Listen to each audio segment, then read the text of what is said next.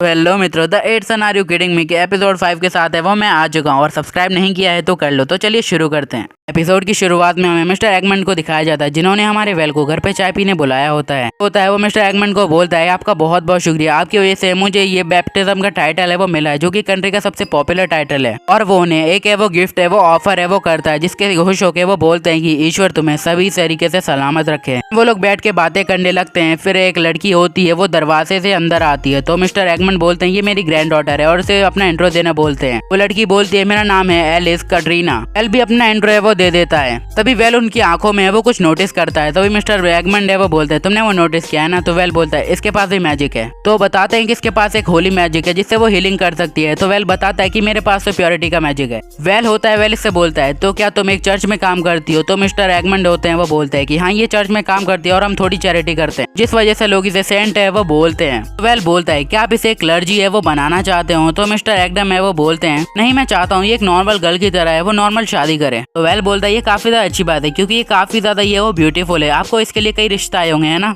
तो मिस्टर एगमंड है वो बोलते हैं कि तुमने एकदम सही पहचाना, इसके लिए हजारों रिश्ते आए हैं। तो वेल होता है वो मजाक मजाक में कहता है फिर तो मैं भी इस कंपटीशन में वो आना चाहूंगा। तो वो बोलते हैं क्या तुम सच में मेरी बेटी से शादी करना चाहोगे। वेल बोलता है मैं तो अंडर एज हूँ, मैं कैसे कर सकता हूँ। तो वो बोलते हैं कि मेरी बेटी भी सिर्फ 12 साल की है, तुम लोग एंगेजमेंट कर लो, शादी तो बाद में होती रहेगी। वेल बोलता है कि मैं इतना ज्यादा जल्दी कह दे वो नहीं रहना चाहता हूँ किसी संबंध में, तो यार वेट करो। देन वो हंसने लगता है। इतने में ही मिस्टर एगमंड है वो बोलते हैं कि क्या तुमने सोच लिया। वेल बोलता है मैंने क्या सोच लिया। इसी के साथ वो बोलते हैं कि अब तो तुम्हारा तय हो गया। अब वेल बताने लगता है कि उस 1 मिनट में मेरी गलती से एंगेजमेंट है वो हो गई, मैं एलिस से सिर्फ 1 मिनट पहले ही तो मिला था। अगले सीन में मिस्टर एगमंड होते हैं वो बटलर को ये सारी बातें बता रहे होते हैं कैसे उन्होंने चालाकी से अपने वेल को अपना दामाद बना लिया होता है। का बटलर होता है वो बोलता है ये आपने काफी ज्यादा जल्दी किया, क्या आपको नहीं लगता कि सबसे पहले आपको उसकी फैमिली से परमिशन चाहिए थी। तो वो बोलने लगते हैं कि अगर मैं साक्षात उनके घर पे रिश्ता लेके जाऊंगा तो वो तो खुद ही पागल है वो हो जाएंगे और मेरे पास एक ऐसी चीज है जिसे लेने से कोई भी इंसान कभी भी मना है वो नहीं कर सकता है। यहाँ पे वो पैसे और गोल्ड की बात कर रहे होते हैं। उनका बटलर है वो बोलने लगता है क्या ऐसा हो सकता है वो आपकी पावर के लिए आपके पीछे पड़ा हो। तो वो बोलने लगते हैं ऐसा नहीं है। बटलर बोलने लगता है वैसे भी आपका रैंक है वो काफी ज्यादा हाई है, आपको अपनी बेटी का रिश्ता एक ऐसी फैमिली में नहीं कराना चाहिए जिनका लेवल हाई हो। इसी के साथ बटलर होता है उनसे परमिशन मांगता है क्या मैं उनके ऊपर कुछ नजर बना के रख सकता हूँ। तो वो भी उन्हें परमिशन दे देते हैं। अगले दिन में वेल होता है ये सारा मामला अपने घर पे वो बताता है कि वो कैसे गलती से एंगेज है वो हो गया होता है। अब लुइस होती है वो बोलते है कि जैसा तुमने उस सेंट के बारे में डिस्क्रिप्शन बताया वो काफी ज्यादा परफेक्ट लग रही है तुम्हारे लिए। वेल बोलता है मैं तो सिर्फ उसे 1 मिनट पहले मिला था, ये सब बहुत ज्यादा जल्दी नहीं हो गया। तो लेन होती है वो बोलने लगते है कि शादी तो कुछ ऐसे ही होती है ना। तो वो वेल बोलता है तो यहाँ पे लव और वो सब है वो कहाँ पे गया।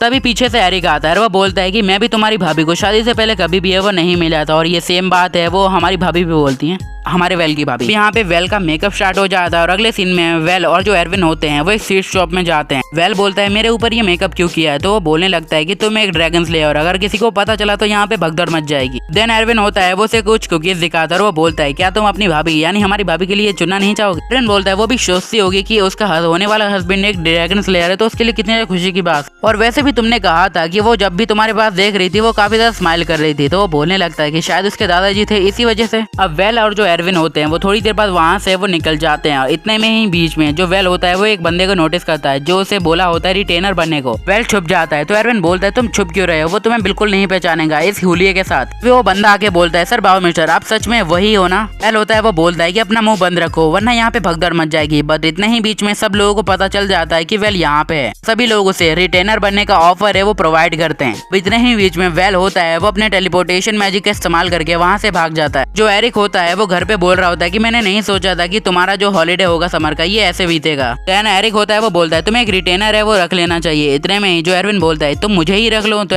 हमारा वेल बोलता है कि हाँ क्यों नहीं। इतने में ही जो वेल होता है वो बोलने लगता है कि ऐसा करता हूँ मैं तुमसे कुछ देर बाद है वो मिलता। और यहाँ पे एरविन काफी ज्यादा खुश होता है रिटेनर बन के। वेल होता है वो मिस्टर एगमंड के घर पे है वो चला जाता है और इतने में ही वो देखता है मिस्टर एगमंड एकदम सामने बैठे होते हैं। इस वजह से वो नीचे जाके छुप जाता है और जो एलिस होती है वो अचानक से उसके सामने आती है और वो बोलती है तुम यहाँ पे क्या कर रहे हो। वेल होता है वो सीधे एलिस को पकड़ता है और एक कोने में ले जाता है और एगमंड जैसे ही देखते हैं यहाँ पे कुछ हो रहा है तो वो बोलते हैं यहाँ पे तो कोई नहीं है क्योंकि यहाँ से हमारा वेल वहाँ पे गायब हो चुका होता है। मैं दिखाया जाता है वेल होता है वो एलिस को छत पे ले गया होता है। उसे बोलता है मुझे माफ करना मैं तुम्हें अचानक से ऊपर ले आया। तो एलिस बोलती है इसमें कोई भी बात है वो नहीं। इसी के साथ वेल है वो बोलने लगता है मैं तुम्हें यहाँ पे कुछ देने के लिए आया हूँ। बट वो जैसे नोटिस करता है जो कुकीज उसने उसके लिए ली होती है वो टूट चुकी होती है। वो बात पलटता है वो बोलता है मैं तुमसे किसी बारे में बात करना चाहता हूँ। तो एलिस बोलती है तो हम चाय नाश्ता करते हुए बातें करते हैं, चलो नीचे। वेल बोलता है मैं असल में अकेले में बात है वो करना चाहता हूँ। इसके साथ वो लोग ऊपर है वो बातें करने लगते हैं। तो वेल बोलता है मैं तुमसे सुबह के बारे में बात करना चाहता हूँ, हमारी एंगेजमेंट के बारे में। वेल उससे सीधा पूछता है आखिरकार तुम क्या फील करती हो सुबह हमारी हुई एंगेजमेंट के बारे में। तो जो एलिस होती है वो बोलती है मुझे काफी ज्यादा ये वो खुशी हुई है कि तुम जैसा बंदा मेरा हस्बैंड बनने वाला है। तो जो वेल बोलता है तुम तो मुझे अच्छी से जानती भी नहीं हो तो तुम ऐसा कैसे कह सकती हो। एलिस होती है वो बोलती है कि यार सबने कहा है कि तुम्हें वो बहुत ज्यादा अच्छे एक ड्रैगन स्लेयर और तुम अगर मेरे हस्बैंड बनोगे तो फ्यूचर मेरे लिए बहुत ज्यादा ब्राइट होगा। अगले सीन में हमें एरविन को दिखाया जाता है जिसने लुइस को है वो बता दिया होता है कि अब वो उसका रिटेनर है वो बन चुका है। लुइस बोलती है कि जब तक हम अपने शौक मौज कर रहे थे तब तक तुमने ये सब काम है वो कर दिया क्या सच में। यहाँ पे जो लीना है वो बोलती है कि देखो यार अब हमारा जो वेल है वो बैरोनेट बन चुका है तो ये सब करना उसके लिए आम बात है। तो लुइस बोलते तो हमें ये सब करना चाहिए ना कि इसको। अभी इतने में एरविन बोलता है तो तुम भी उसके वो रिटेनर है वो बनना चाहते हो तो इसका मतलब अब से तुम लोगों को मेरे अंडर है वो काम करना पड़ेगा। वो बोलने लगता है मैं हमेशा से कुछ जूनियर से वो चाहता था अपने अंडर में। अब जो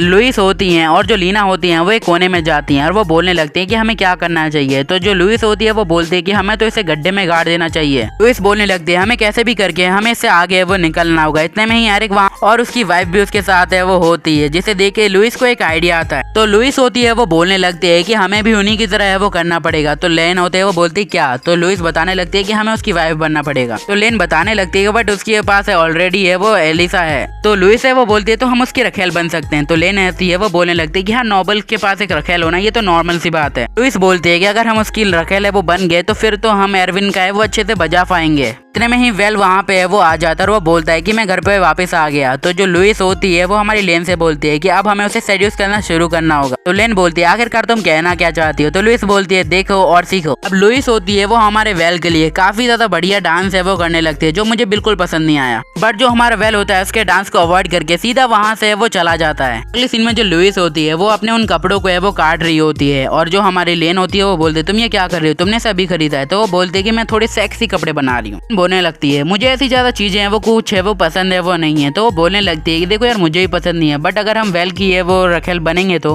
मैं एक स्कूल खोल सकते हैं जिसके हिसाब से मैं अपने लोगों को है वो कुछ भी है वो सिखा सकती हूँ और लोग है वो मुझे जानेंगे खासकर मेरे पेरेंट्स। अब यहाँ पे लेन भी होती है वो लाइन पे आ जाती है और वो बोलती है कि अब मैं ये करने के वो तैयार हूँ। लुइस होती है वो से कुछ कपड़े देके वो चली जाती है और वो बोलती से ट्राई करो। तो जो हमारी लेन होती है वो बोलती है सपने में। अब ये सारी बातें जो हमारा वेल भी होता है वो नीचे से सुन रहा होता और ऊपर से यहाँ मिस्टर एगमंड का है वो बटलर आया होता है कुछ इन्विटेशन देने। अगले सीन में हमें दिखाया जाता है वेल होता है वो एलिसा के साथ है वो लंच है वो कर रहा होता है। यहाँ पे जो कुक होता है वो बताता है कि हमने आपके लिए बहुत ज्यादा अच्छा सा है वो खाना है वो बनाया है इसे एंजॉय कीजिए। वेल होता है उसे टेस्ट करता है और वो बोलता है ये तो सी ब्री में है ना। तो वो बोलने लगती है कि हाँ और ये काफी ज्यादा है वो अच्छा है। वो लोग होते हैं वो फाइनली अपना लंच है वो इंटरेस्ट है वो कर लेते हैं जो भी करते हैं। वेल होता है वहाँ से जाने लगता है। इतने में ही जो बटलर आता है उसके पास है वो बोलता है ये आपकी फर्स्ट डेट थी तो आपको उन्हें कुछ है वो गिफ्ट करना चाहिए। वेल है वो बोलता है इससे तुम्हारा क्या मतलब है। फिर जो बटलर होता है उसे एक शॉप पे वो ले जाता है और कुछ है वो रिंग्स दिखाने लगता है। वहाँ का शॉपकीपर बोलता है आप एकदम सही जगह पे आए हो आपको एकदम बढ़िया क्वालिटी का माल है वो दिया जाएगा भाइयों।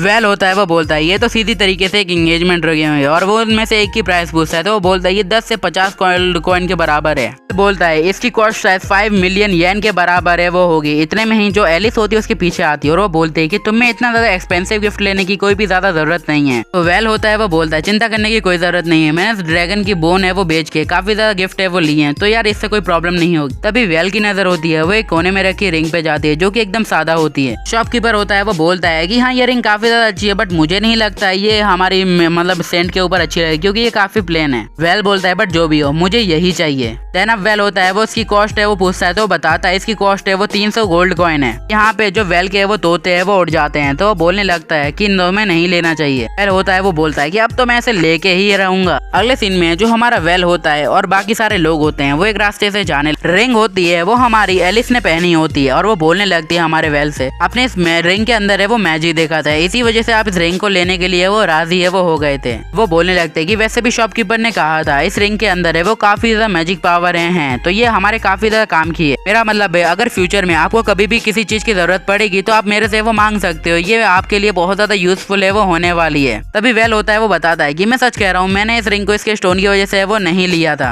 तो एलिस होती है वो बोलने लगती है, तो आखिरकार आपने इस रिंग को है वो क्यों खरीदा? तो वेल होता है वो बोलने लगता है कि मुझे लगा था ये रिंग है वो शायद तुम्हारे ऊपर है वो काफी ज्यादा ये वो बढ़िया लगेगी, तो मैंने सोचा मैं ले लेता हूँ। तभी जो हमारी एलिस होती है उसकी तरफ काफी ज्यादा गौर से देखने लगती है। तो वेल बोलता है ये काफी ज्यादा बुरी है क्या? तो एलिस बोलते है कि नहीं, ये काफी ज्यादा ये वो बढ़िया है। तो ये बात सुन के हमारे वेल को काफी ज्यादा खुशी होती है। तो वेल होता है वो बोलता है कि एलिस तुम काफी ज्यादा इंक्रेडिबल हो, तुम बहुत ज्यादा अमेजिंग हो। तो बोलने लगता है कि तुम्हें पता ही होगा, तुम्हें किसी ऐसे बोझ के तले दबाया जाए तो वो अच्छा नहीं होता। जस्ट लाइक लोग मुझे ड्रैगन स्लेयर बोलते फिर रहे हैं और मुझे काफी ज्यादा पसंद नहीं है। लोग मुझे एज अ हीरो ट्रीट कर रहे हैं, इसके चक्कर में मुझे भी हीरो की एक्टिंग है वो करनी पड़ रही है। ये काफी ज्यादा मुश्किल भरा काम। तभी वेल है वो बोलता है कि तुम भी तो ये सेम काम है वो कर रही हो, वो भी बचपन से। तो एलिस बोलती है कि नहीं। वेल बोलता है मजाक मत करो, तुम तो है वो बोर तक है वो हो गई होगी। तभी वेल होता है वो बोलता है ये सब बातें छोड़ो, हम तुम्हारी रिंग को टेस्ट क्यों नहीं करते? और इसी के साथ वो अपना हाथ बढ़ा के थोड़ा सा मैजिक इस्तेमाल करने लगता है। अब वहाँ पे होता है कांड, वहाँ पे बहुत ज्यादा ग्लोइंग है वो होने लगती है उस कार के अंदर में। ये सब चीज देख के वेल को काफी ज्यादा ये वो खुशी है वो हो रही होती है। अब एलिस भी होती है अब है वो पड़ गई होती है बाबू भैया के प्यार में। अगले सीन में मिस्टर एगमंड होते हैं वो बोलते हैं कि तुम्हें कैसा लगा? वेल बटलर होता है वो बोलने लगता है कि यार मैंने कभी नहीं सोचा था आज से पहले जो भी बंदे हैं वो मिस एलिस को देखने आए हैं वो हमेशा उनके एक सेंट होने की वजह से उन्हें रिस्पेक्ट देते थे। दूसरी तरफ ये लड़का काफी ज्यादा ये वो अलग है, वो उसे एक नॉर्मल गर्ल की तरह ही है वो ट्रीट है वो करता है। हमें सच में आइडिया नहीं है वो इसके बारे में क्या सोचता है, बट जो भी हो वो एकदम डिफरेंट है। सो दैट्स ऑल, ये एपिसोड यहीं पे समाप्त होता है। अगला एपिसोड में मिलते हैं जल्दी।